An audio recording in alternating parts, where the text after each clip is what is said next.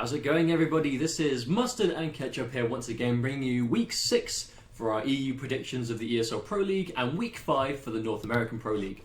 Top 8 has been decided for both EU and NA and will commence tomorrow night. But we're going to give you, I guess another one of our typical rundowns. We're going to go through top 8 and give our opinions on who we think is going to win and how the first round is going to go particularly. I think it's worth pointing out we're going to be doing basically our predictions video in one now. So we'll do EU first and then North America afterwards. It just makes more sense this way. Yeah, it makes more sense to do our predictions in one video, so it's clean and precise. So EU first. As always, Foxy is always the top end of the bracket. He's always the one to go first, isn't he? But Foxy, as everyone would expect, is now top 8. He had to beat Boki and JTB to get there. So, good stuff to him. And then you have Mr. Cleans, that would have been 2 Lau mirrors. Yeah, so Derpy Mosquito had to beat Costas and Harris and Nausea. So Nausea is a player from Ireland, I believe? Scotland. Scotland, yeah, the Scottish player. Sorry, my bad, of course, yeah. So this can be UK versus UK. It's going to be Lau versus Tanya. Foxy is very, very comfortable in the mirror. We don't really need to elaborate on this too much. I've seen Foxy be more comfortable with Tanya than we've seen Derpy be comfortable with Lau in the past. And I think for that alone, I'm going to give it to Foxy here. Because Derpy's a great player, but I think Foxy he's the one to beat. And I'm not sure if Tanya's the character to do that. And unless, Derpy pulls something magical out of his sleeve and just plays absolute perfection, I don't think this is going to be very, very, very good for Tanya to win in this match. So my vote's going to go straight to Foxy for this one. I reckon Foxy's a safe bet there. Game 2, the Tile versus Storm. So we get to see Tile. Tile did take out Gab Standard. Now, I was actually talking to Gab Standard about this. Apparently the Tile used used Hat-Trick Kung Lao to get here. Now, I don't know if he used him all the way through, but Gab says he had a really, really good hat-trick. He hadn't seen any of the stuff before because it's hat-trick. And he's coming up against Storm, and Storm we have seen is he's dealt with Lau well in the past. He had to take up Mr. Aquari to get here as well, which is all good. But Storm is, he has to do well. Storm has to do well here in order to make the finals because he's kind of on that teetering point of being on the lower end of the qualifiers. Because I'm not quite sure if he's quite there yet or not, but he's got a decent amount of points that one good placement would push him into a comfortable spot. Now, if the Tile beats him, then it's going to be very difficult for Storm to make the finals through the rest of the weeks. I personally suspect that Storm is going to be more ready for Lau. However, can anyone truly say they're 100% prepared for hat-trick? The reality is, a lot of people say hat-trick is bad, but even if you don't have experience versus hat-trick, is that going to hinder you? Because it's still stuff that needs to be learned at high level. So although hat-trick isn't used, and people say it's not that great, it's still tech. It's still variation-only stuff. So I reckon Storm can take it purely based on his own fundamentals with Takeda. But the Tile, if he's been surprising people in the bracket, he could easily take this, I think, if he is 100% on point with hat-trick. That's why I'm not going to give a solid opinion on this one in particular, because A, I think it'd be unfair, as I've not seen the Tile play. I'm sure Storm is a safe bet, but Tile could win. I'm sure the Tile's a good player. He took out Gab Standard, and he's up there with Miles Webster as well. I was about to say he took it under Jim, but Jim lost to Miles this week. But I think I'm not going to give a prediction purely because it wouldn't be fair because I've not seen Tile play. But if we're looking at characters, if it's going to be Lau versus Takeda again, I'm confident that Storm can deal with Kung Lao at this point. But we haven't seen Tile play, so who knows? I'm excited. I want to see some hat-trick. Yeah, I want to see some if he whips out hat-trick, man, that is going to be ridiculous. Zrakamaka and K-Top, to be honest, I think Zrakamaka is going to win this. He has defeated K-Top every single time they've played. And the reality is, it's been a mop. Zrakamaka has currently destroyed K-Top every time they've played. So I would, to be honest, the safe bet is Zrakamaka will win. Again, though, it's going to be Predator versus Liu Kang, and I just don't think Liu Kang struggles in that matchup. It is all well and good just saying that when they played, it was very one-sided, because it was, but at the same time, that seems tough. That does seem like a pretty tough matchup for Predator. I can see Liu Kang having answers for everything, but that's even if K-Top goes for it. We know he plays Raiden. We know he plays a bunch of characters. I actually think K-Top plays a bit of Liu Kang himself. This is the thing. Do the brothers play each other's characters? Because we saw at last week's top 8 against Gab Standard, Costas and Harris used a Liu Kang and won a game, and then ultimately lost the set. But he pulled out a Liu Kang out of nowhere. And I heard apparently he used Liu Kang to beat Taco. That K-Top used Liu Kang to beat Taco. So they play each other's characters. It's quite interesting, but like we keep saying about characters they play, and then they pull out each other's characters. It's impossible to predict. That's the thing. Like, Zarakamaka's not going to know what character K-Top's going to use on him. K-Top's, the one thing I would be certain of is I do not think K-Top's going to give him the mirror. No, I don't think he's going to give him the mirror, and I don't think he's going to give him Predator. I think we might see K-Top try, maybe pull out a new character altogether, who knows. But I think if they decide to go Predator Liu Kang again, my vote will immediately go to Zarakamaka, because that's a bad matchup, it seems, and Zarakamaka clearly understands it to the highest level. Okay, our final game is going to be Lanky Shapes and Mr. Zatara. Now, I, to be honest, haven't really heard anything about any of these guys, but look at their path. Zatara had to defeat ISA and Mitsuone. So I know ISA actually does play a really solid Demolition Sonya. I watched him on Zarakamaka's stream. He's actually a really good player. Like I was hoping we'd see his Sonya, but apparently he was one game away. Unfortunately, just didn't quite get it. But I don't know who he plays for Mr. Zatara or Lanky Shakes. I've heard of Lanky Shakes before, but I cannot remember who he plays. However, he did have to take out Good Dragon as well, Nindo. Granted, he didn't really seem to have any killers in his path, we'll say. Anyone that, I guess consistent top 8 places weren't in his path. He did have to start things off with that douche reptile. I like that name. That's a hype name. I honestly though cannot call this match because I do not know anything about either of these players. They've got to top 8 though. They've got to top 8. Zatara defeated ISA. ISA defeated Nivek and Falcon. So it was no easy feat for him getting in. But to be honest, this final game, I can't call it because I don't know anything about it. It's another one that would be unfair for us to make a prediction on because we've just not seen them play before, really. And I don't want to be that guy to, downplay either of them because I'm sure they're good players. And same with the other players we've seen this week that are new.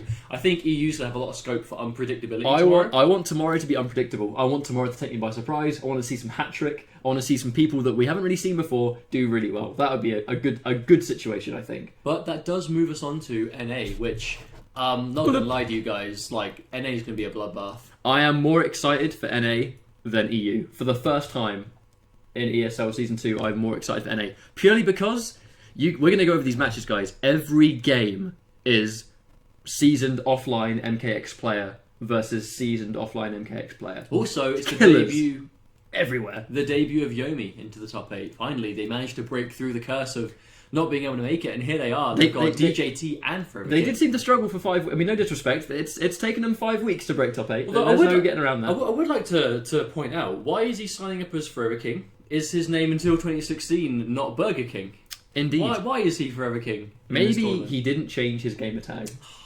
Spending $10 to change your name to Burger King. Cheeky man, the cheeky Forever King. So game 1's going to be Sonic Fox and Forever King. These guys have been back and forth in tournament. They have been back and forth in tournament. Sonic Fox has beat Forever King, but at the majors, Forever King has, in recent results, defeated Sonic Fox. But this is online, This is Sonic Fox's territory, man. This is Sonic Fox's bread and butter. You're coming into ESL top 8. You're coming into the top side of the bracket against Sonic Fox. You're entering the Lion's Den. This is he's waiting. But this is his comfort zone. Sonic Fox trains online just as much as Foxy does. He trains online and offline, but online is where he gets the bulk of his practice. I think Sonic Fox in ESL has a higher edge over Forever King purely because in this situation, you feel like going to an offline event that you're going into Yomi's territory. But if you're going into ESL, you're entering Sonic Fox's territory. Yeah, and this is what he is very comfortable in. Forever King could totally win here. Don't get me wrong. Forever King started out as an online player. He started out as an online player in MK9, Injustice. He was always on. Back I remember during the actual days of the Forever Clan. The days when his gamer tag was King Qualls. King Qualls, yep. Big bio. No one will ever beat me in a first to 10, MK9. He was an arrogant man. And he has since... Still a little bit, but is very much more down to earth now. He's matured and he's come a long way. Yeah, along with his attitude improving, he never had a bad attitude. He was just confident, exactly. and it came off as cockiness quite easily. Now, but he's definitely grown up as a competitor. He's gotten a lot better. So this is going to be tough. I predict it might be a close one, but my prediction will go to Sonic Fox. Yeah, my prediction would be Sonic Fox purely because this is his comfort zone and nothing more. Forever King is top 5 player in the world right now. And he is there for me, so he could take out Sonic Fox, no question. But Sonic Fox is the safer bet, isn't he? Let's go into the next match. We'll scroll down here. Blind Ducky and Scar. Now, on the subject of hat trick Kung Lao, Scar also got top 8 with nothing but hat trick. What? Scar. He put on Twitter, "Can we talk about how I got top 8 using nothing but hat trick Kung Lao?" Scar, the Sonya player. got top 8 with hat-trick Lau. Okay. Versus Blind Ducky, who we know plays Devora. Sorry, But that matchup sucks for Devora, though. Tempest sucks for Devora. True. No, true. Blind Ducky had to get through Nicholas, Milky, Bread, Big D, like, these paths are difficult. Like, Scar had to get through... What, Angel took out Biohazard? Yeah, he took out Biohazard. I mean, like, I think, by the looks of things, Blind Ducky kind of had the harder path getting there, I suppose, by just players that you recognise, you know what I mean? Blind Ducky took out a lot of people here, and Scar, using hat-trick Lau, like, I'm really excited to see this match. However, I do think that Scar could potentially have the edge, because it's just the Kung Lao versus Devora matchup, which I don't really favour that highly. That's what I mean. Like this, in terms of just both players being good, this could go either way in terms of just them both being great. But matchup-wise, Kung Lao really makes Devora suffer. So I think personally, Scar also has a bit of. I'm as far as is this Blind Ducky's first top 8? First time I've seen him top 8. I could be wrong, but he might. This is the first time, at least in season 2, I've seen Blind Ducky. For season 2, this is his first top 8. So Scar's gonna have a little bit more experience there because he was in top 8 against Sonic Fox. Almost had it as well. But I think Scar, purely because Scar just has more experience in this setting, ESL, and he's going to have Kung Lao. If he did truly use hat-trick Lao, he's also going to have Sonya. And let's not forget, Scar is the best Sonya out there. But I've not seen Sonya versus Devora, so that's something I could not possibly call beforehand. Well, Blind Ducky, he's here for a reason. Like I said, his path was not easy. Ducky's always been a great player. He just hasn't had a chance to really shine. Shine on the big stage yet for MKX. He's definitely good enough. Let's look at the next match then. So we have Dab versus Perfect Legend. So PL had to get through Beyond Toxin, who was quite a frequent top 8 player, at least a couple of top 8s now. PL had to get through Beyond Toxin there, and Dab had to take out Shujinky Dink, Gungyo, Nubcakes, and Mr. Sunshine. I'm going to say it, I do think Dab had a significantly harder path this time. I mean, again, not to discredit anyone that PL fought on the way here, but if you're just looking at who he had to fight and what they've done in comparison, I mean, it's a top 8, and again, in this set, it's probably going to be Tanya Lau. It'll be Tanya Lau, I think. Now, Lau normally does really well against Tanya, but I have concerns that PL might be a bit too reckless. Now, look, I was about to say the same thing.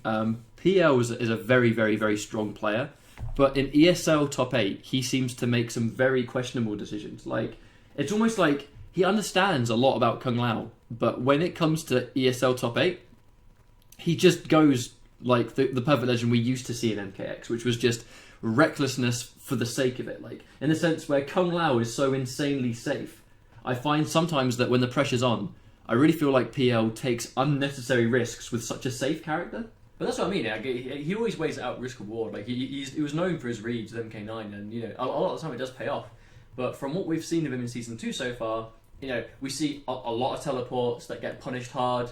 And he still teleports quite a bit, dive kicks at questionable times and stuff. Because it's not random. It's because he's reading something. He's not just doing it. He is thinking about it before he does it. But I guess sometimes his reads just haven't been on point a lot of the time in ESL. But Dab's a player that we've seen shut down that kind of play so far. I mean, like, Dab is here consistently. He is almost every week in this top 8. If Dab keeps this up, he is no doubt going to be one of those 8 Americans, like, without a shadow of a doubt. I think he's kind of almost already in that situation. He felt ever so slightly short in season 1, but in season 2, he's just come back much harder, and he's just killing it at the moment. Well, I think if they play it slow and PL slows down to a more sensible pace, he could definitely win because he is a good player and he knows.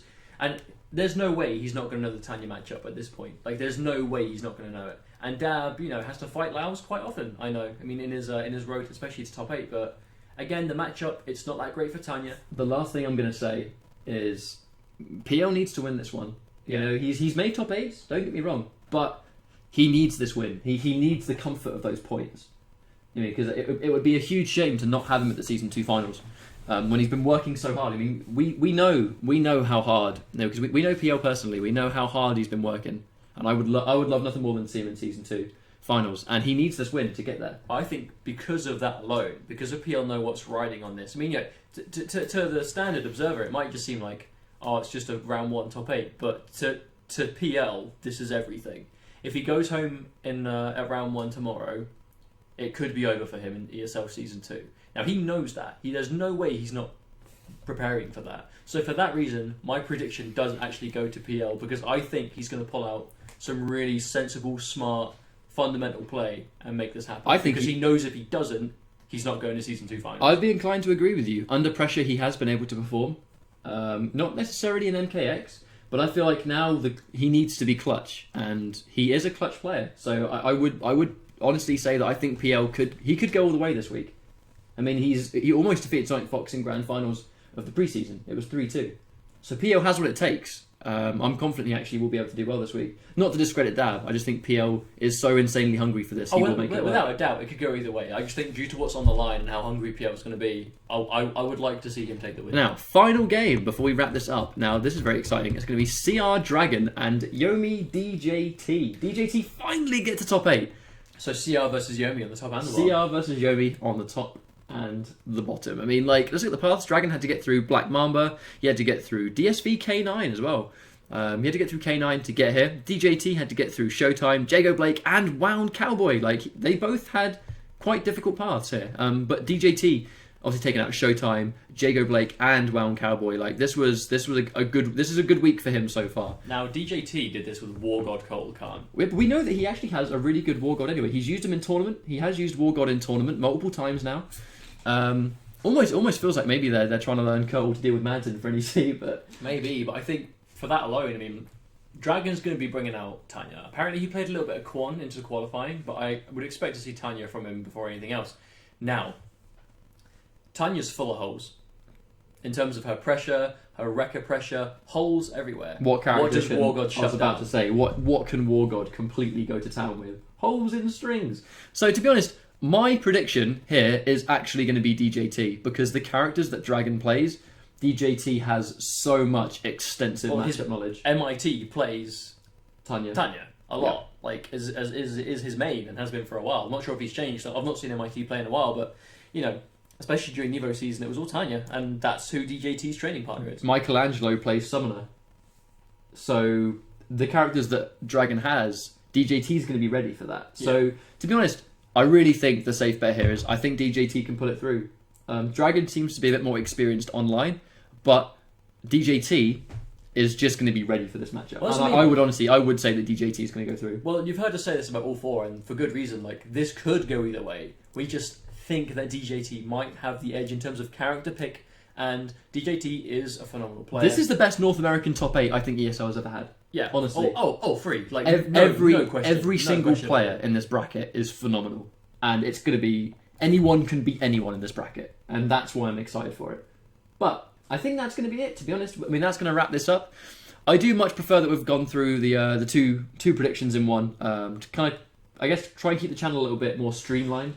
A lot more comfortable for us as well. Just because obviously when we make a video, we're in the mood to talk about it, and it's just straight on the back of it. You know, get one, get two, and here we go. No, I'm very excited for it. I'm both weeks. I'm more excited for North America because of the player list, and it's insane how many good players are here. North America has higher stakes, but EU has more unpredictability. Yeah, I would say that. I would say that. So thank you very much for watching, guys. We'll catch you tomorrow, 7:30 GMT, isn't it? Yeah. For the EU, and I can't remember the time for NA off the top of my head, but tune in tomorrow. Tune in tomorrow on the NetherRealm Twitch. Keep an eye on Twitter for the updates, and we'll see you guys then. Take care, and goodbye.